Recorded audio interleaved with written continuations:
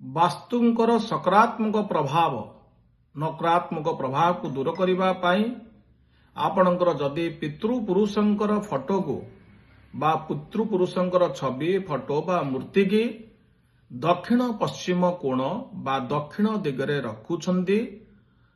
ଦକ୍ଷିଣ ହେଉଛି ଯମଙ୍କର ସ୍ଥାନ, ଯମ ଦେବତାଙ୍କର ସ୍ଥାନ ହେଉଛି ଦକ୍ଷିଣ ଦିଗ ଏବଂ ପଶ୍ଚିମ ଦିଗରେ ମଧ୍ୟ ରଖିପାରିବେ, ଯାହାଦ୍ୱାରା କି ପୂର୍ବ କିମ୍ବା ଉତ୍ତରକୁ ପିତୃପୁରୁଷଙ୍କର ଫଟୋର ମୁଖଟି ରହିବ। ତେଣୁ ନିଶ୍ଚିନ୍ତ ଭାବରେ ଏ କାର୍ଯ୍ୟଟି କରନ୍ତୁ। ସକାରାତ୍ମକ ପ୍ରଭାବ ପିତୃପୁରୁଷଙ୍କର ଆପଣଙ୍କର ବାସ୍ତୁ କ୍ଷେତ୍ରରେ ପ୍ରଦାନ ହେବ।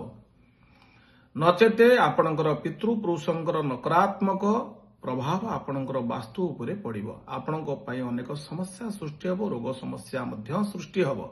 ତେଣୁ ପିତୃପୁରୁଷଙ୍କର ଫଟୋକୁ ଦକ୍ଷିଣ ପଶ୍ଚିମ କୋଣ ଅର୍ଥାତ୍ ଦକ୍ଷିଣ ବା ପଶ୍ଚିମ ଦିଗରେ ରଖନ୍ତୁ। ଉତ୍ତର ପୂର୍ବକୁ ଫଟୋର ମୁଖ ଯେମିତି ହେବ।